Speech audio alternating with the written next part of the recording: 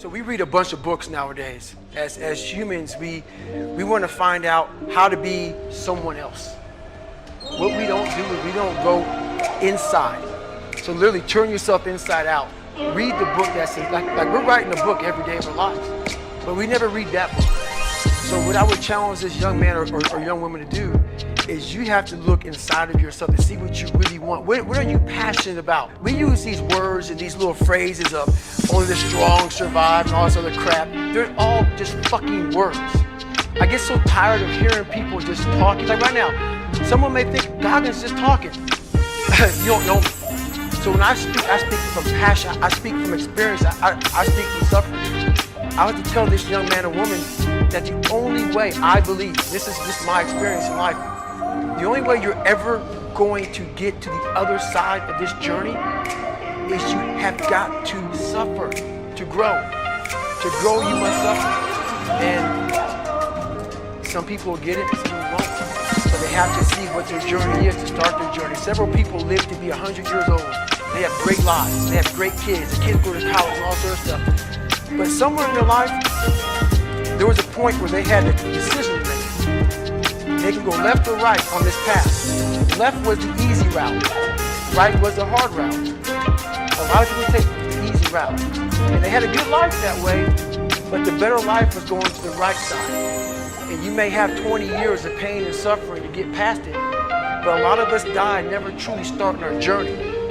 And I would tell this young person, you gotta start your journey. It may suck, but it will come out the other side where you're coasting. Every day, we're seeing who we are as people. When I was growing up, I lied for people to accept me because I didn't accept myself. So I would make up stories so then you would accept me into your world. I would, everything I did was for someone else to like me. It wasn't until I started reading my own book about how pathetic I was as a human being. I could blame my dad, I could blame kids at school, I could blame having health issues, ADD, my mom not being around. Great mom, but she was doing her thing. I could blame a lot of people. And that's the book I was reading. And I put it off on everybody else. It wasn't until I said, you know what, for me to fix this, I gotta read what the fuck is wrong with David Goggins? Not blame anybody. Read my book and say, okay, I'm afraid of my shadow. How can I overcome that? Go in the military, get your ass kicked, do things you hate to do, be uncomfortable every fucking day of your life. Roger that. I'm not the smartest kid in the world. Okay. Instead of somebody saying, oh no, you're smart. No, don't say that to yourself. I said to myself, no, I'm a dumb motherfucker. Okay, roger that. How you get smarter? Educate yourself. So the things that we run from, we're running from the truth. We're running from the truth, man.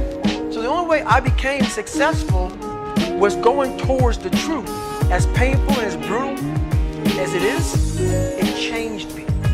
It allowed me to become, in my own right, who I am today. I'm very fortunate that I grew up in a time when there was no phones and there was no social media. And I suggest, yes, I'm on social media on a very limited basis because I have a story to tell, and it's a great platform. Use it as a platform, don't use it as your life. My biggest advice to give everybody in the world is, like I say, we live in an external world. Everything is you gotta see it, touch it, it's external. If you can, for the rest of your life, live inside of yourself. Stop listening to people who are calling you fat, gay, transsexual, nigger. Everything that is makes no sense.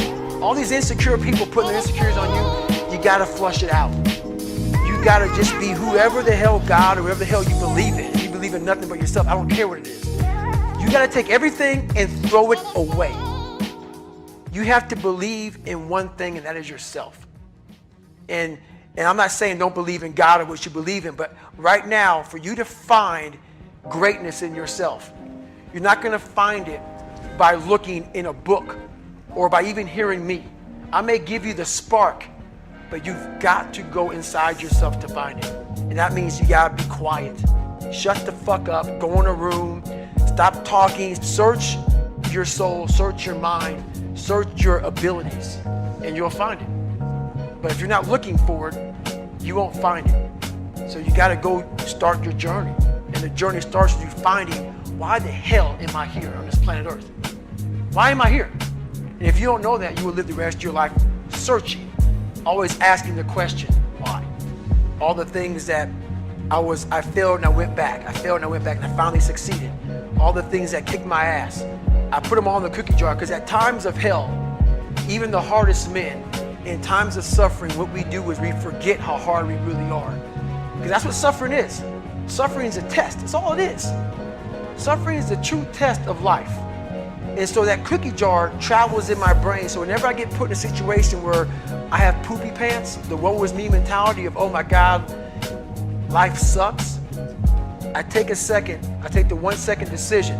I step out of my life for 1 second, go in the cookie jar, pull up, oh, motherfucker, you went 3 hell weeks and finished 2. One of those hell weeks a guy died because it was so bad. Oh, you are a motherfucking badass. You are. I put it back in the cookie jar and I remember who the fuck I really am. I'm not the kid that was called nigga. I'm not the scared kid. This is who I am. It's a reminder of who you truly are at the core of yourself. But what I was saying to myself the whole time on that track, and this is what I say to myself, self-talk and visualization are the 2 keys to my success. I believed for that last 19 miles, I was indestructible. Because I took myself in that chair, crapping up my back, peeing blood down my leg, shin splints, stress fractures. I use all that for motivation versus negativity. I use it for motivation. I said to myself, who on this fucking earth would still be going right now? You are. You are. You gotta be the hardest motherfucker on the planet. Is it true? I don't give a fuck. At that time, it got me to the finish line of that fucking race. I believed it. I believe it today. I believed it enough to where my body said, he's not gonna stop.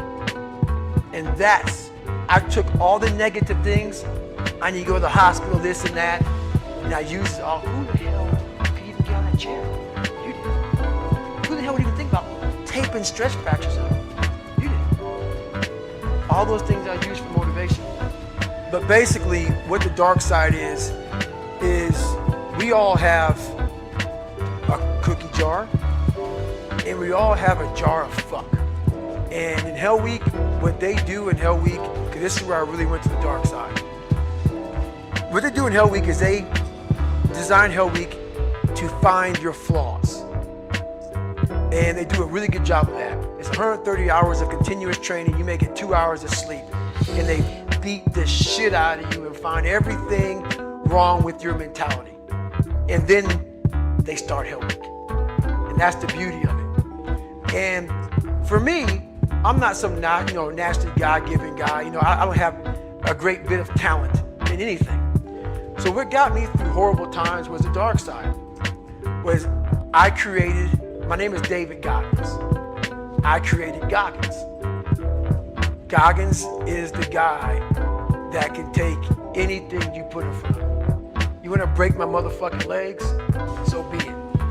I have a way of going to a place like I did in that race, where all the pain and suffering that they put on top of me in Hell Week, I will reverse that pain and suffering, and I will take your soul.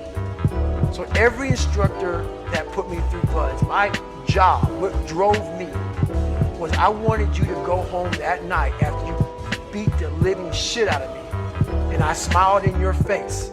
I wanted you to feel worse than I did, and you were going home to a nice warm bed with your wife or your kids and a nice meal, and I was still out there in the grip, suffering for another 100 hours. I wanted you to think about me, knowing that I'm comfortable being very unfucking comfortable. And I want you to think about when you went through fucking Hell Week, how uncomfortable you were and how bad you wanted to quit, knowing I'm not thinking that fucking way. So the dark side is something that I've designed. It's an evil place I can go that very few things can hurt me. I use the hurt you're trying to put on me, I flip it upside down and use it. You trying to use it for kryptonite? No, it's power pillars for me. I'm using it for strength. I just flip negative into positive, that's all it is. People take so much offense to me You will never learn from people if we always tap dance around the truth. We tap dance around the truth by finding the right words so I don't hurt you because you have thin skin. No, tighten up, people. It's okay. Trust me, it's okay. You might be called nigger one day. It's okay. You might be called some Jewish word or some faggot or gay word. It's okay. Let them call you that. What are you going to do now? They don't own your life.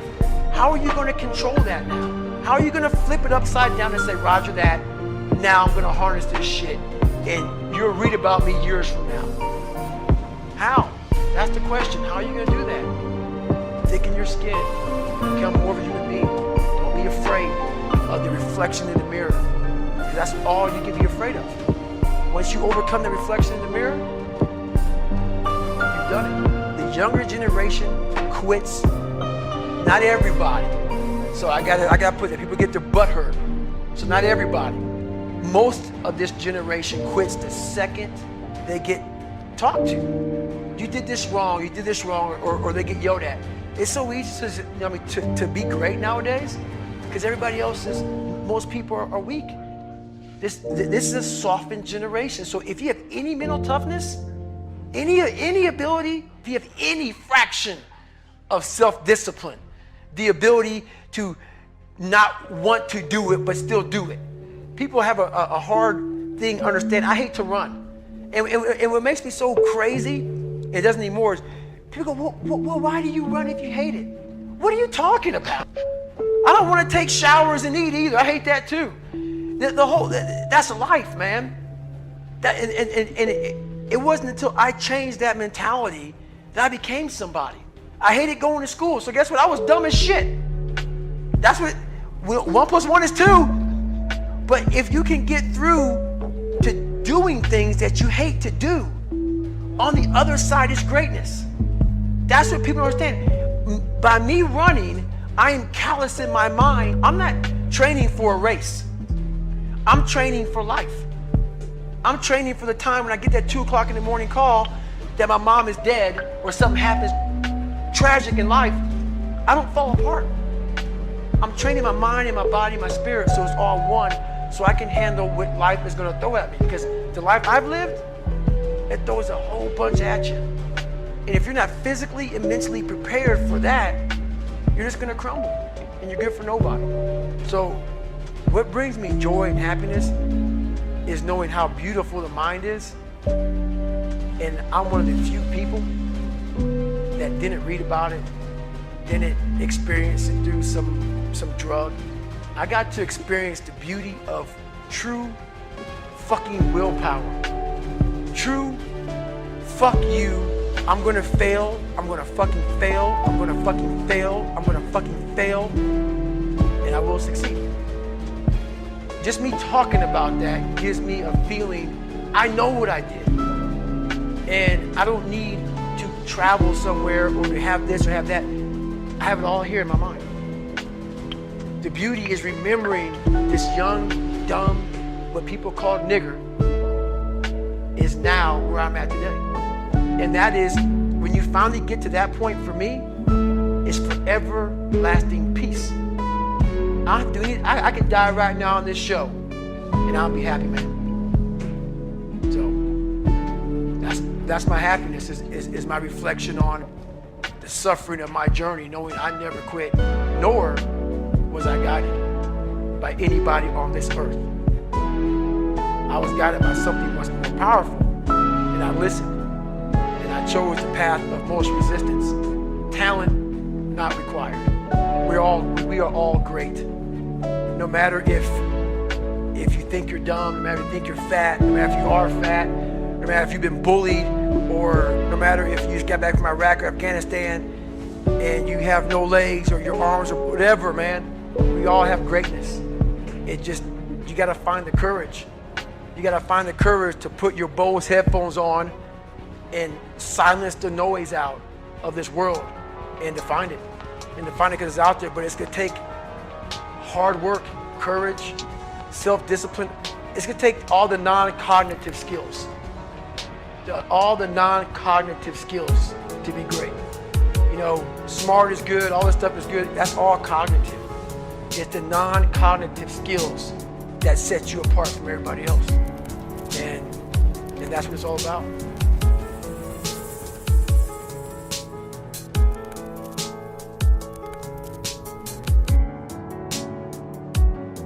I developed a reality that wasn't real. That's the thing we always do. We can have a great life, but we always build this reality around the one thing we don't have. So therefore, our great life, we don't even see it.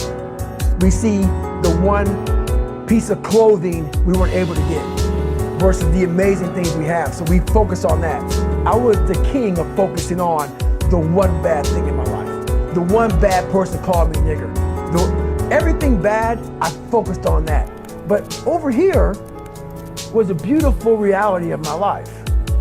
Even though I came from nothing, where I could have taken my mind for the possibilities of where I can go if I work harder. That was all over here, but I lived in the filth over here. So basically, what I started doing was, when I was 297, I thought about, my God, man, like this is my life. And I thought, okay, what does heaven look like? I don't know. No one does, I imagine. So I was like, okay, I imagine there's a big long line and you got judgment. And you're God. Let's say you're God, I'm just David Goggins. Big long line and you're talking to Jane Doe. Jane Doe goes by and behind you is a big whiteboard. And the whiteboard has like just a piece of paper, and you pull it down, the next person in line is David Goggins. And on this board, it has all this stuff on it, but I can't see because I'm too far back in line. So I come up, I sit down now, you're talking to me. David, congratulations, you made it to heaven, how you feel? And right now I'm a 300-pound man. Ecolab guy, I'm 71 years old. This is what I'm thinking at 24 years old, okay? I'm dead, I'm in heaven, you're God. You pull the paper down, it says David Goggins. I'm reading it. And I'm looking at it, and it has my name, but on this paper it says everything about you.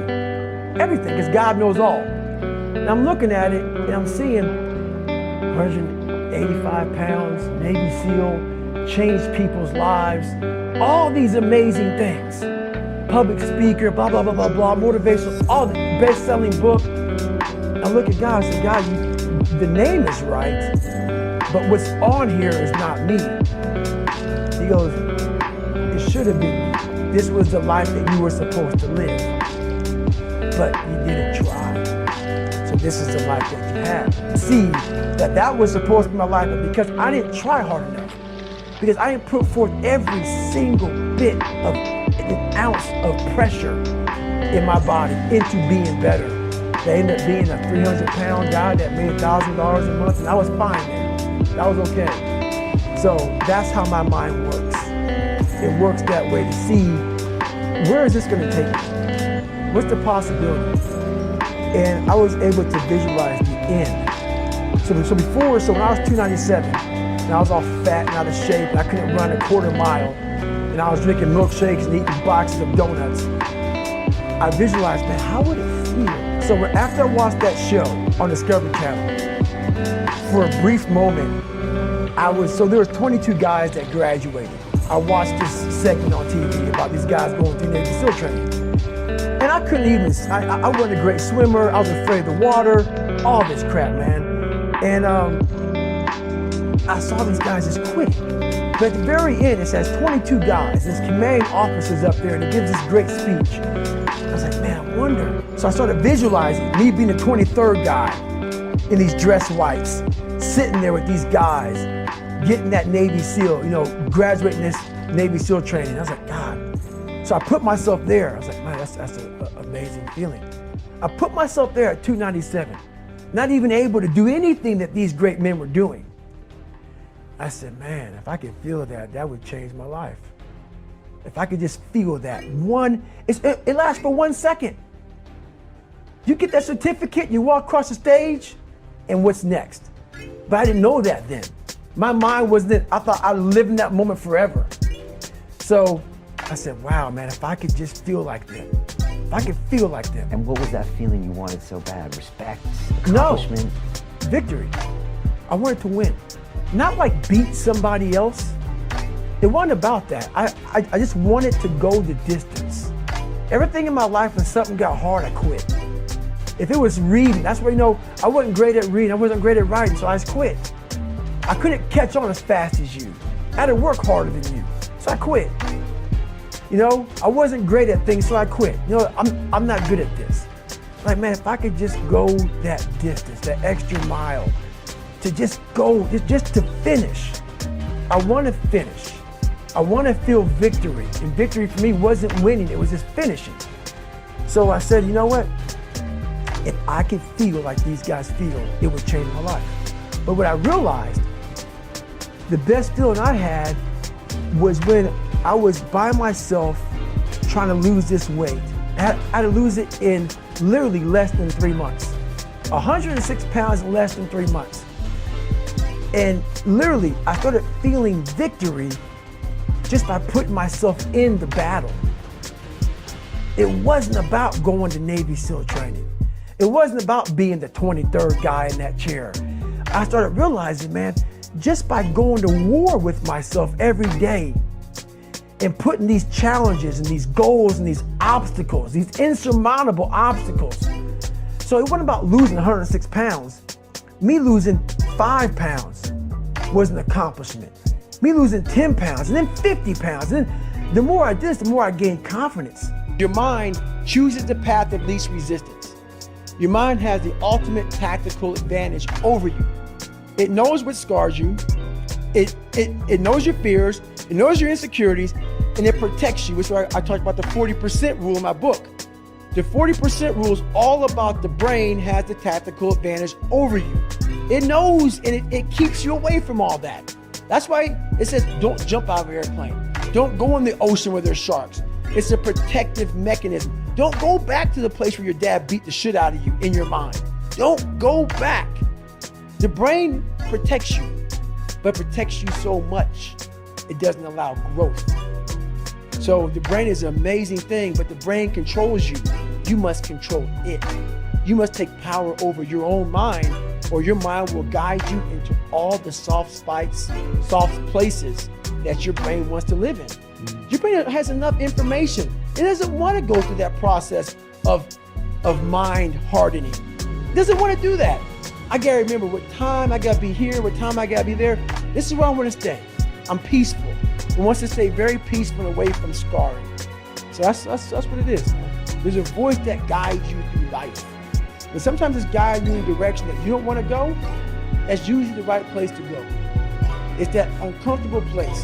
So that voice is always talking to me, but we don't listen to it. I listen to it. And when I start getting anxious, nervous, like we all know when we've done too much because it's telling us, I'm getting tired, I'm wearing down. But we go. I start talking to my fiance, hey, I'm doing too much. You start now, like I did in Hell Week, like I do all the time, the 1 second decision.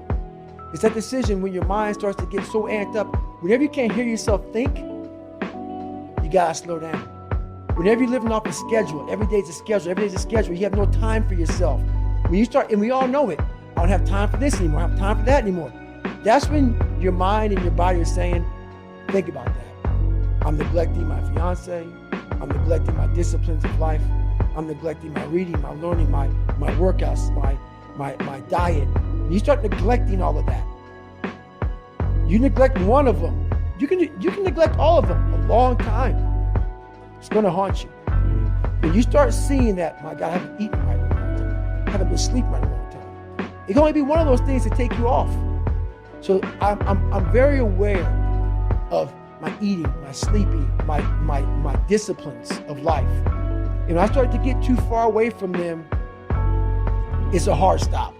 Because what made me are the not just disciplines, the self-disciplines of life. And those are always in front of you. If you have any, they're always in front of you. We are 40, 50, 60, still throwing that tantrum we once did at 7 and 8 years old. So people think with age is growth. No, it's not. You have to go back into the scarring to get the growth. On the other side of that extreme place that I call suffering, call whatever you want, there's a whole nother world that people have not even examined. But you have to go to that extreme place to examine it. We want to stay here in place, comfortable place. Once you're willing to push yourself to that extreme place, it's like a whole other universe. It's almost like you're an astronaut and you've examined something like up in outer space. No, it's always been there, but you have to be going through all the muck and all the shit to examine it. You realize, my God, through all this crap, there's a whole other universe over here in my mind. What we do so well in this world is we see superhuman people and we title them. The second we title them, what that does, that gives us a get out of jail free card, is that they're the 1%ers. I'm not even gonna try to do that because that's not even in me. God made them special. They're special people. There are no special people, they're special minds. And the mind can be created on your own. You can do that yourself.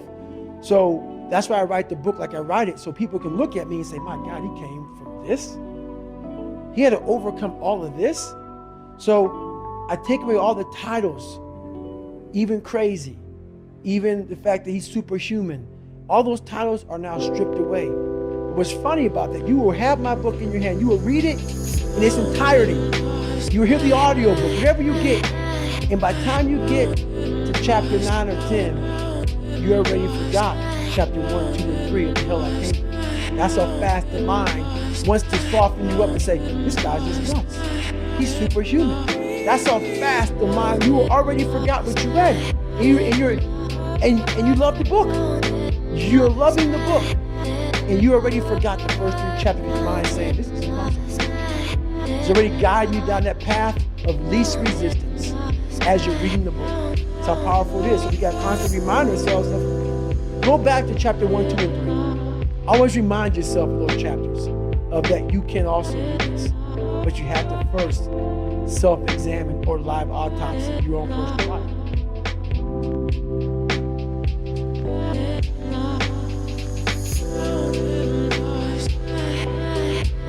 So I used to take 1 day off a week.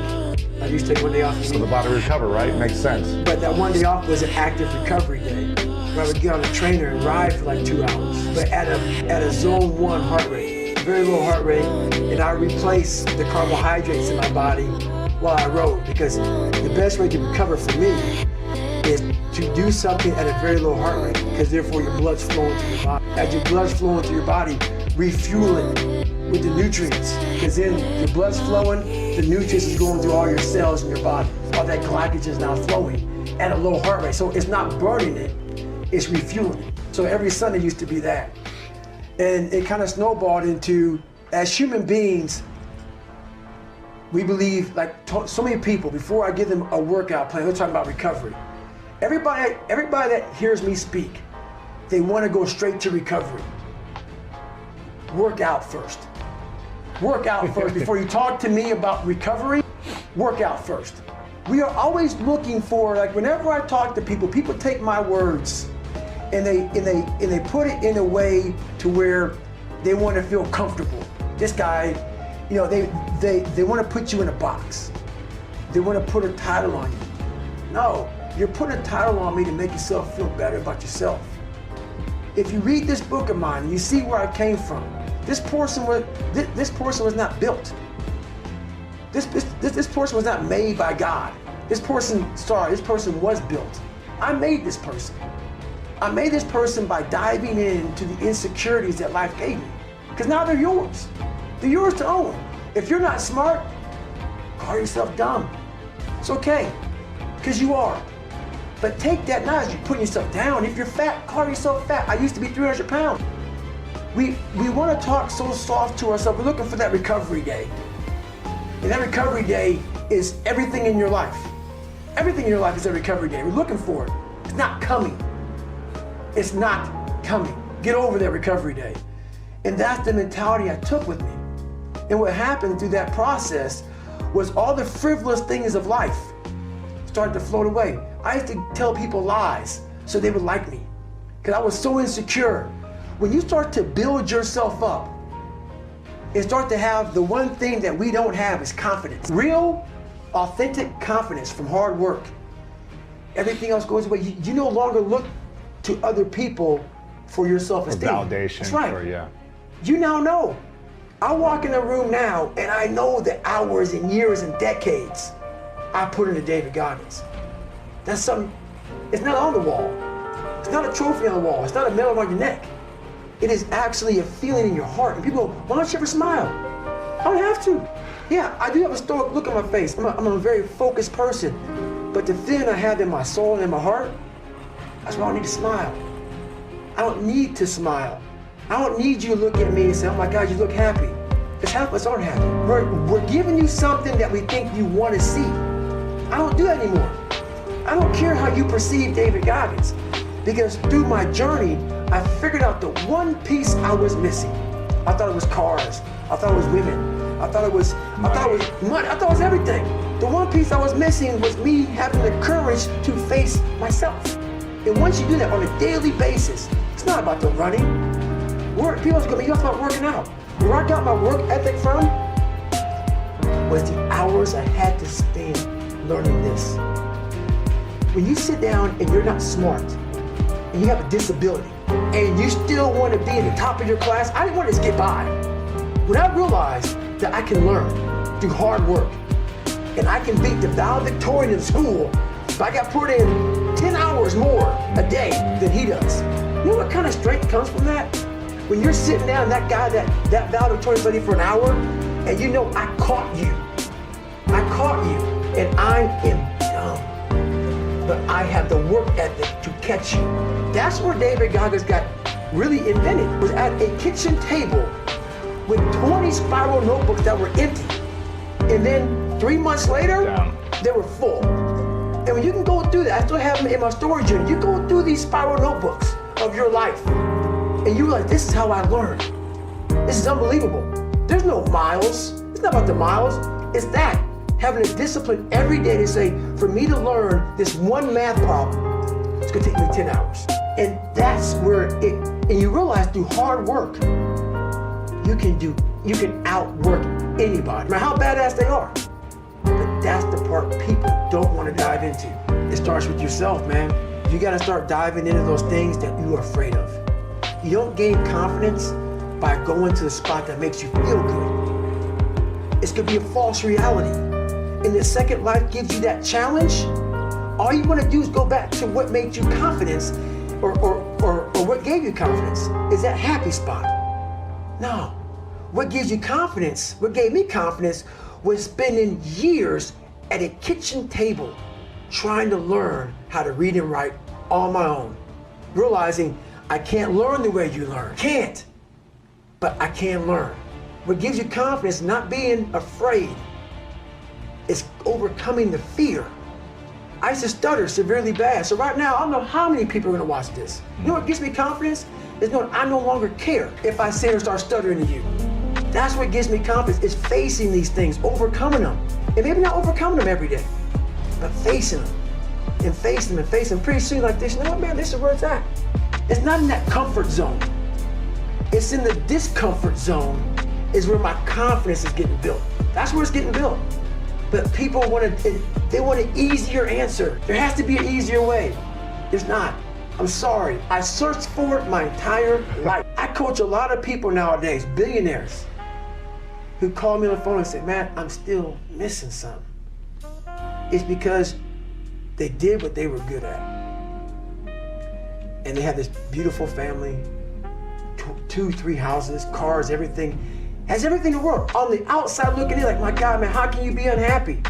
I walk around with the backpack with all my stuff in it. And I walk around happiest person in the world. Have nothing. Happy as hell. It's because I found out the whole key to life. It's not in all that.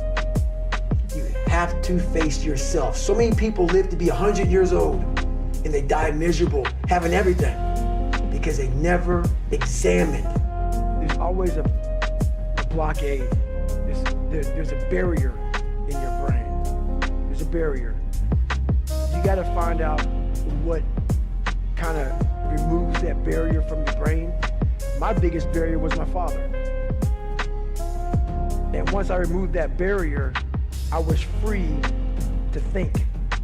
And once I felt good about myself, I was free to put action in. I never felt good about myself. I never felt good about myself. Whenever I would get somewhere, the demon would come back, pull me right back in the cage. If you don't go back, like I'm a runner, left knee hurts. A lot of people focus on that fucking left knee. A lot of times it's your fucking right hip. And that's about life. You gotta figure out what has messed you up mentally. Suffering is a fact of life. And you can look at suffering the right way. It's a great tool to callous your mind. If you look at it as suffering, woe is me, this is bullshit, God, kicking rocks. If you look at it like, okay, motherfucker, tested. I get it. Whenever I'm being like depressed, I go through depressed moments, I go, oh, hang on. I'm getting tested. So you have to be aware of all the signals and signs that are being given to you from the world. One of them is if you feel bad, you're being tested. How are you going to perform under that? And that's suffering is a part of life. So my thing that keeps me going every day is my mission in life. Wow, I did not choose it. I'm an introvert and I fucking hate what we're doing even right now. Is to always stay the fucking course. You man the fuck up every fucking day of your life because you know exactly what it is to not man up. I've done that too many times in my life. But that's what keeps me going. Because I know that's the only place where growth happens. It's the only place. And I'll never forget when I was younger and I lived in a $7 a month place and it fucked up, everything was jacked up. I had a pair of jeans and I'll never forget this long as I live. You know, first day of school, people go school shopping, right? Week out, 2 weeks out, maybe a month out. We didn't have any money to do that. So I had this pair of jeans that the inside of the pocket was green. The inside of the pocket was green. I wore them almost every fucking day. So what I did for the next year of school was I cut that pocket out so the green would show, so we had a new pair of jeans. All I wanted was money. All I wanted was a nice car, was a nice home. The second I got the fucking money to do it, I realized, bullshit. That's why I don't own a car, I don't own a place, I don't own shit. You will see me wearing the same fucking shit every fucking day. I don't hide why, none of that, nothing. But I realized all I wanted in my life was to look at that fucker in that accountability mirror and be proud of. And everything else went away. While you need money to be successful, you need money to live, you need money. Money does buy a form of happiness, because without it, you're fucking miserable. But once I realized it doesn't mean shit. It doesn't mean shit for me. What makes you happy? Achievement, reaching goals, accomplishing things that I thought were impossible to accomplish. Because while I don't smile all the time, there's this feeling inside of me that very few people have. Very few people have. Because when you come from where I came from, nothing, and you make something out of nothing, the feeling stays with you all day, fucking long. And it allows you to be who you want to be in front of anybody. So Has anybody told you what? Have you any idea why? a lot of times I'll be in a 200 mile run or something like that, and I'm all jacked up. Body's broken, mind's broken, spirit's broken. I started to say, what if I can pull this off? When I first walked into the Navy SEAL recruiter's office, he looked at me and said, there's only been 35 African Americans in 70 years making through. And I said to myself, what if I can be the 36th? It's the what if I can pull off a miracle. What if I can become someone that no one thinks I can be? And just me talking about that, I have the hair going up on my arm. Because it makes me just like, what if I can be that guy that people who call nigger and this and that, and now I'm thinking that Tom Ferris invented. You have to have the truth to have a starting point. So when you, like, if I'm lying to you about who I am, or I'm lying to you about whatever, there's no starting point. There's a false reality. You have to create the real reality. So that's what I call my accountability mirror in my book. That's the real reality. Where the fuck am I gonna start from? So for me, I was lying to this, lying about that. So I had no starting point. Once you come face to face with who you are, you have a starting point. All right, I'm not real smart. I have no courage. I have no self-esteem. I have no nothing. Nothing. That's my starting point. Now we can move from there. But if I tell myself I'm strong, I have courage, I'm smart, and all these are lies, you continuously push that starting point backwards. So that starting point is the truth. The no fucking bullshit truth that only you can tell yourself. The only way you're ever going to get to the other side of this journey is you have got to suffer to grow. To grow, you must suffer. And some people will get it, some people won't. But they have to see what their journey is to start their journey. Several people live to be 100 years old. And they have great lives, and they have great kids. Their kids go to college and all sorts of stuff. But somewhere in their life, there was a point where they had a decision to make. They can go left or right on this path. Left was the easy route. Right was the hard route. A lot of people take the easy route.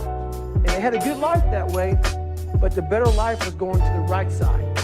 And you may have 20 years of pain and suffering to get past it, but a lot of us die never truly starting our journey. And I would tell this young person, you gotta start your journey. It may suck, but it will come out the other side where you're coasting. I could blame a lot of people, and that's the book I was reading. And I put it off on everybody else. It wasn't until I said, you know what, for me to fix this, I gotta read what the fuck is wrong with David Goggins? Not blame anybody. Read my book, it's okay. I'm afraid of my shadow. How can I overcome that? Go in the military, get your ass kicked, do things you hate to do, be uncomfortable every fucking day of your life. Roger that. I'm not the smartest kid in the world. Okay. Instead of somebody saying, oh no, you're smart. No, don't say that to yourself. I said to myself, no, I'm a dumb motherfucker. Okay, roger that. How you get smarter? Educate yourself. So the things that we run from, we're running from the truth. We're running from the truth, man. So the only way I became successful was going towards the truth. As painful and as brutal as it is, it changed me. It allowed me to become, in my own right, who I am today. We like to surround ourselves. It makes us feel so good. Those people who say, it's okay. It's okay. It's not okay. It isn't okay, man. And I get it, society's changing, and we love to feel wanted and loved. Trust me, that's all important. It is. But you have to have the truth from people. Hey, you're not working your butt off hard enough. You're not trying hard enough. We all think we're trying hard, but what are you gauging that off of? Are you gauging off of, like I talked to this one kid the other day, college is kicking my ass.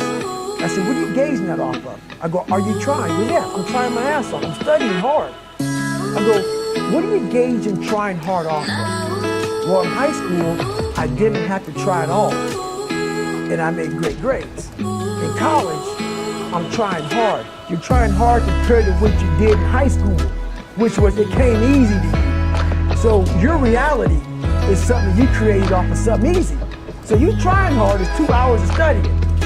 I'm gonna tell you the difference in trying hard and trying hard. Trying hard is something in your mind just doesn't stop. We know 2 hours isn't enough. So it's all about, reality and what you're basing things off of.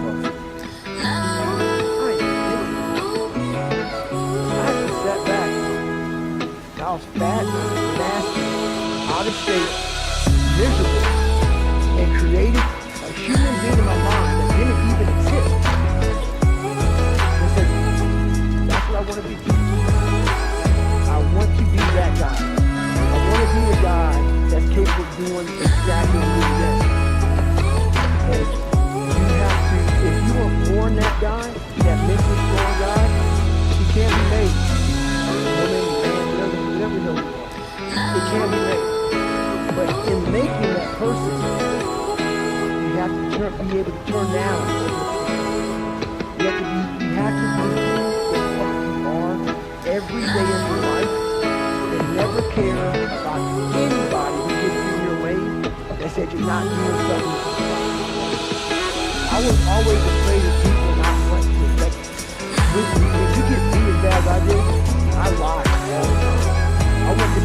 passion and love and all that shit that I created about 50 people.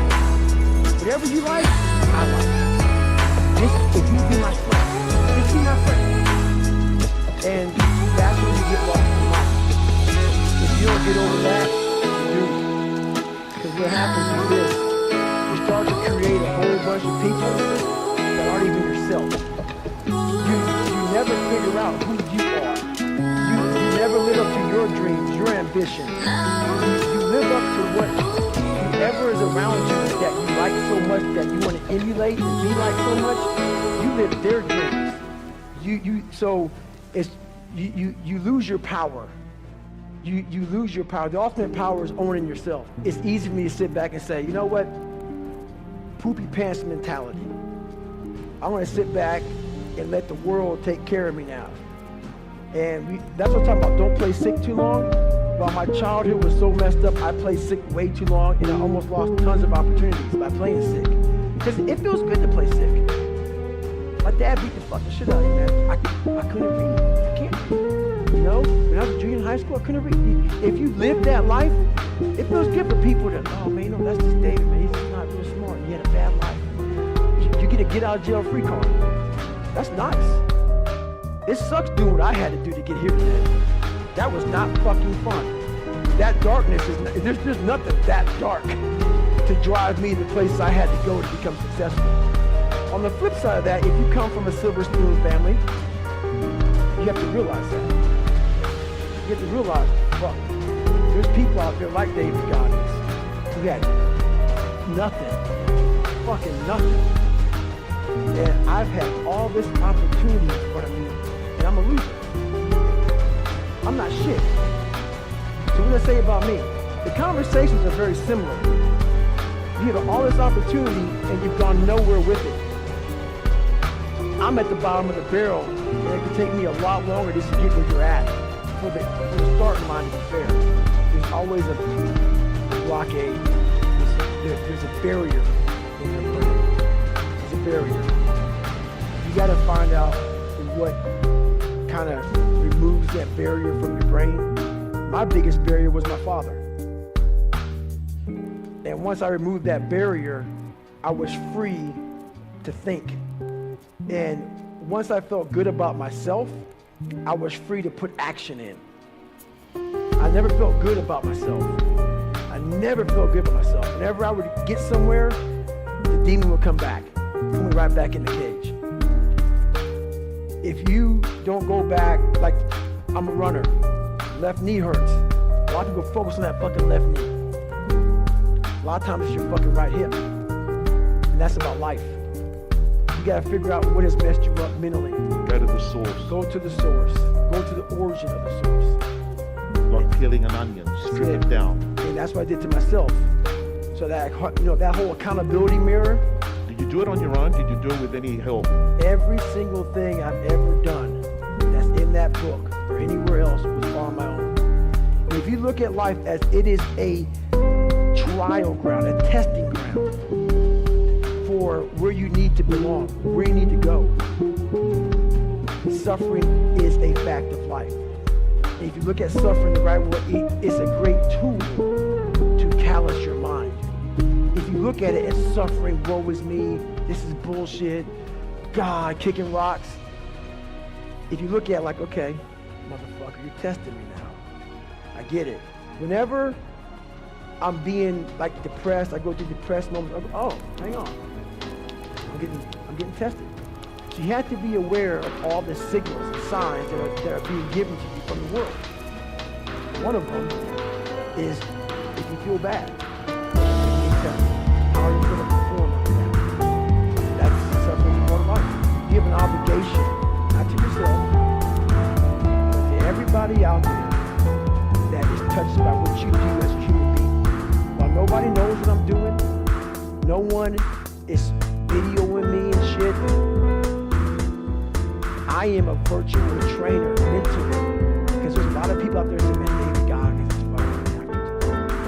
And if I wake up one morning, don't fucking do that, I go back to that David Goggins who lied about being a leader. So my thing that keeps me going My mission in life, wow, I did not choose it. I'm an introvert and I fucking hate what we're doing even right now. Is to always stay the fucking course. You man the fuck up every fucking day of your life because you know exactly what it is to not man up. I've done that too many times in my life. So that's what keeps me going. When I was 297 pounds and I was fat as hell trying to be a Navy SEAL, the scariest thing in the world to me, even to this day, was that could have been the rest of my life. I thought then I was trying hard. That's the scariest thing in the world. I thought then, 297 pound, working for Ecolab, spraying for cockroaches, making $1,000 a month. I thought that was me at my 100% potential. Come to find out, a few years later, I wasn't anywhere near that. 106 pounds less, graduated Navy SEAL training, went on to do all these other things. Looking back on that, that was me trying hard. That's why people gotta understand what is in us. We have no idea until we start trying hard. And I mean really trying hard, when you're obsessed with, hey, this is my new norm. My new norm is that, wow, this isn't always fun. It's not always meant to be fun. And that's when you know you're trying hard. We all have two people. We all have two people. And I'm not saying you're crazy. We have the easy voice, which is that 20% telling yourself that I'm easy at 90% of my full potential, maybe 100% at that 20%. That's that voice that we all love. That's that very comfortable voice that's that mommy holding you saying it's gonna be okay. Doesn't care how good you are, just loves you. Just loves you no matter how messed up you are in life. That's where you wanna be at. So that's that one voice. This other voice that we walk very far away from is the voice saying, hey man, you ain't doing shit. So we try to get this voice out of our head completely. And we live over here in this lane. So what you have to do first is turn up this voice over here. The voice saying things to you that aren't nice. That it's in our head saying, you know what, man, dude, you're not doing shit. You're not and it's not putting yourself down. People take this the wrong way in this new society. I'm not saying to put yourself down. I'm saying listen to the truth. And the truth isn't in the 20%.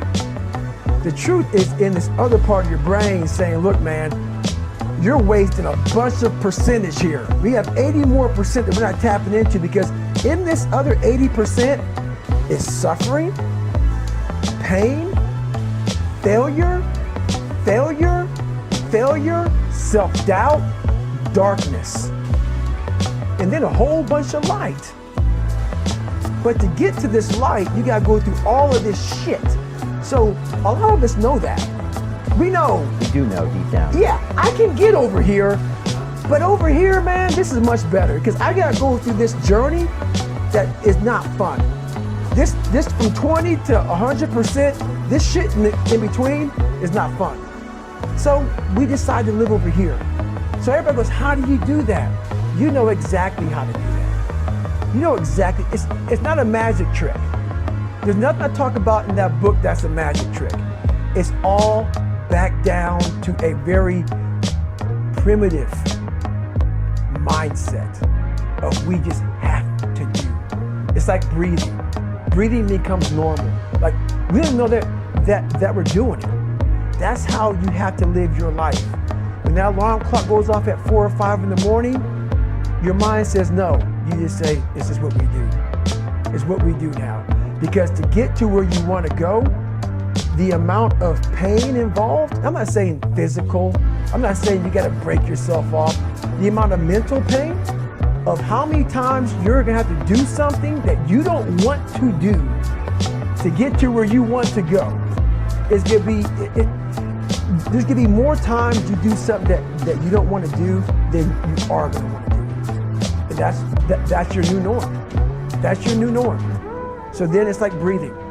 And then once you do this over and over and over again, it becomes like breathing. I don't want to live this lifestyle, but to get to the other side of this, I have to. So if you really want it, you realize what trying is and what trying is not.